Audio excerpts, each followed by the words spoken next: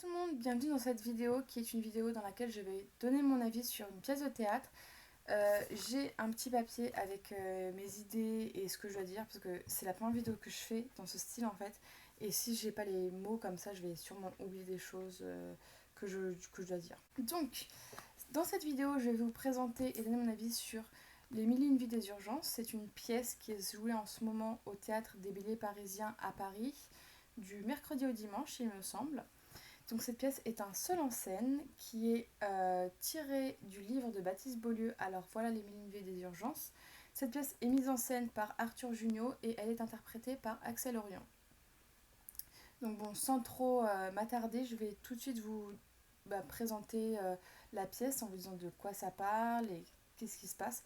Donc Les Mille et une vies des urgences, c'est l'histoire d'un interne qui se prend d'affection pour la patiente de la chambre 7 qui est une patiente qui est en soins palliatifs, donc qui va bientôt mourir, dont les espoirs en fait de guérison sont impossibles. En fait, il faudrait un miracle limite. Donc il va se prendre d'affection pour cette patiente et il va décider d'entamer une folle course contre la montre, comme le dit le petit papier, une folle course contre la montre en lui racontant toutes sortes d'histoires qu'il vit au quotidien en tant qu'interne en médecine, à l'hôpital. Donc ça peut être des histoires drôles, émouvantes. Et il veut à tout prix essayer de la maintenir en vie avant l'arrivée de son fils, qui est donc bloqué à l'étranger par l'éruption d'un volcan en Islande, il me semble. Alors maintenant, je vais donner à proprement parler mon avis sur cette pièce. La mise en scène, j'ai trouvé très simple et c'est pas du tout négatif. J'ai trouvé très simple dans le sens où il y a deux lits, deux lits sur scène et un acteur. Voilà. Et franchement, je trouve qu'il n'y a pas besoin de plus parce que l'histoire, en fait, c'est pas du tout quelque chose qui a besoin d'être mise en scène avec des tas d'effets spéciaux ou de, des tas d'objets en fait. Il y a juste besoin au final pour raconter cette histoire de lit avec la passion de la chambre 7 qui est représentée avec, je sais pas vraiment avec quoi, je me suis demandé, mais je pense que c'est une sorte un peu de drap et qui est faite, enfin qui est pliée pour avoir la forme d'une personne. Donc j'ai trouvé cette mise en scène vraiment simple, mais simple dans le sens où c'était suffisant. Il n'y avait pas besoin de faire un truc de fou. Et si ça avait été un truc vraiment très très poussé, je pense que ça aurait été sûrement pas mauvais, mais il n'y a vraiment pas besoin de ça, à mon avis. Également, avec les deux lits, en fait, ça permet d'avoir. Moi, j'ai cet avis-là, enfin, cette impression surtout, ça permet d'avoir un espèce de découpage, en fait, avec à droite le lit de la patiente de la chambre 7 et à gauche le lit où se passent les histoires, entre guillemets. C'est ce que j'ai remarqué, en fait. Les musiques sont assez présentes, en fait. Il faut savoir que la pièce se déroule sur plusieurs jours en fait, les jours dans lesquels l'interne va raconter sa vie justement d'interne en médecine à la patiente en fait. À chaque fin de jour, il y a une espèce de musique de transition d'un jour à l'autre et ça je trouve ça bien parce que ça donne vraiment la démarcation et je trouve que de jour en jour en fait les musiques elles deviennent de plus en plus prenantes, émouvantes et c'est mon ressenti encore une fois et je sais pas du tout si les personnes qui l'ont vu aussi pensent la même chose que moi. Quant aux éclairages, moi je trouve que de ce que j'ai retenu, ça apportait un plus dans le sens où ça accentue parfois les récits humoristiques et j'ai trouvé ça vraiment bien, ça m'a fait rire parfois parce que les éclairages ça peut faire des petits flashs, ça peut faire des flashs ou alors vraiment une concentration sur telle partie de la scène et là dans ces cas là où c'était vraiment sur une partie de la scène par exemple sur l'interne ou alors sur le lit de la patiente je trouve qu'en fait ça nous prend vraiment de manière enfin moi personnellement c'est ce que je me suis dit oh mon dieu euh, en fait à ce moment là on pense vraiment qu'à ça notre tête enfin notre esprit il est imprégné par l'histoire et on pense vraiment on croirait presque que c'est une vraie personne en fait dans le lit et que l'histoire, on est vraiment en train de la vivre avec l'interne. Cet avis sur tout ce qui met en dynamisme la pièce revient sur mon avis sur l'interprétation d'Axel Orion de l'interne en fait. Et moi j'étais vraiment impressionnée. Cette interprétation, elle est, personnellement je la trouve vraiment très bien, elle est excellente, elle est spéciale. En fait elle est spéciale dans le sens où il est très fort puisque il arrive à nous faire ressentir des émotions qui peuvent passer du rire à la tristesse. Voilà, après on peut avoir des larmes parfois, de rire, de tristesse encore une fois. Et c'est vraiment fort parce que nous faire ressentir des émotions quand même, il faut pas oublier qu'il est seul sur scène, que il y a la passion de la chambre 7, c'est un drap. Euh, et moi, il y a des moments vraiment où je pensais, où je pouvais croire que la personne, enfin la patiente sur le lit, était une vraie personne, alors qu'en fait, non. Et justement, l'interprétation de l'interne, elle est vraiment bluffante, dans le sens où c'est pas parce que c'est un seul en scène qu'il y a un seul personnage dans la pièce, en fait.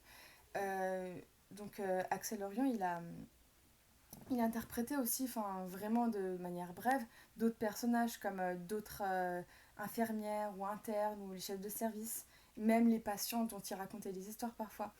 Et bah, ça a donné vraiment une espèce de dimension réelle à la pièce. On se croyait vraiment là-dedans. Et même si on ne voyait pas les personnages qu'il interprétait, il y avait quand même l'impression, vraiment, j'ai vraiment eu l'impression qu'ils étaient là.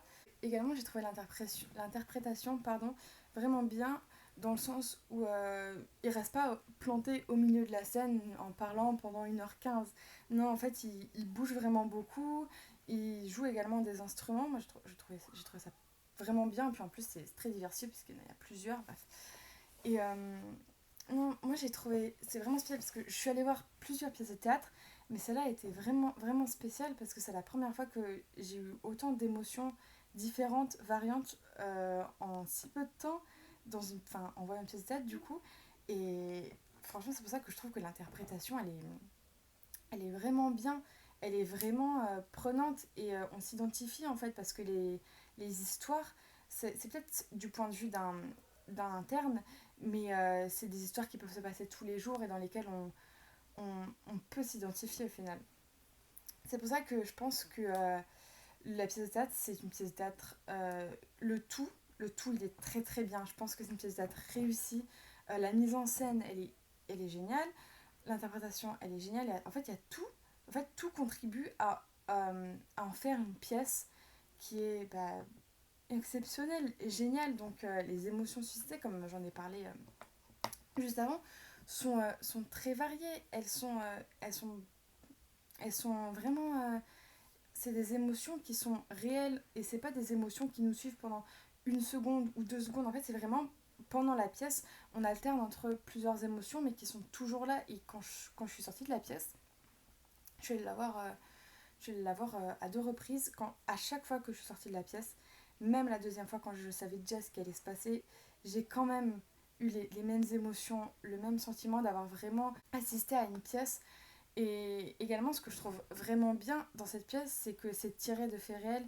En fait, Baptiste Beaulieu, l'auteur du livre Alors voilà les minutes des urgences, sur lequel la pièce est basée, c'est un médecin, c'est-à-dire que toutes ces anecdotes sont vraies et c'est pour ça aussi que ça nous prend vraiment. C'est parce qu'on sait que c'est vrai, on sait que ça arrive partout, même si c'est assez ciblé parfois, on a le nom des patients et tout ça, on sait que c'est un cas plutôt général. Donc voilà, c'est une pièce dans l'ensemble très très réussie. Maintenant, je suis censée vous donner mon avis dans le sens où je dois vous dire allez la voir, allez pas la voir, allez la voir. Alors clairement, je pense que si vous avez bien écouté attentivement cette vidéo, vous savez que je vous conseillerais vraiment vraiment d'aller la voir parce que c'est une expérience théâtrale à vivre au moins une fois dans sa vie. C'est exceptionnel.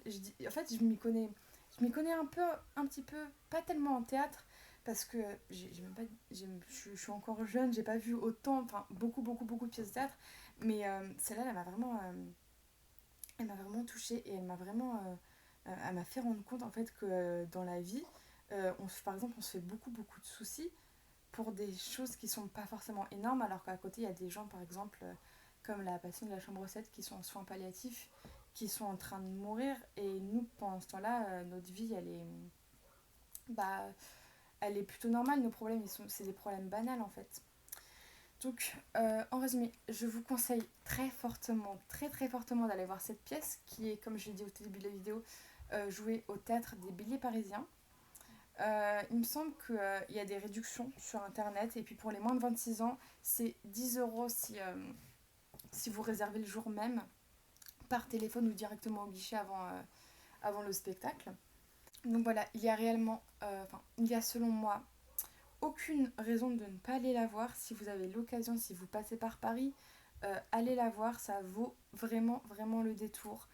En fait, je pars du principe qu'à partir du moment où quand on sort d'une pièce, ça peut être une pièce de théâtre, ça peut être un film, ça peut être un concert de n'importe quel type de musique.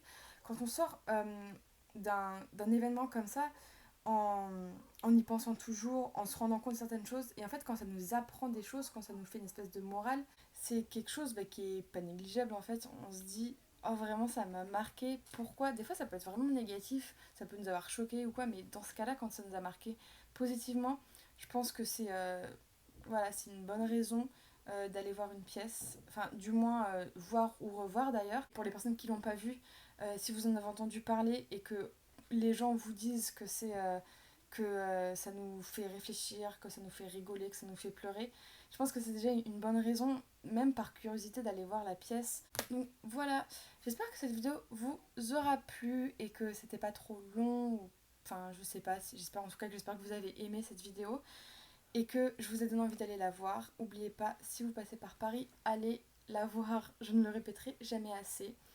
Mais c'est vraiment quelque chose qui vaut le détour. Voilà, merci d'avoir regardé cette vidéo et j'espère que vous passerez une bonne journée.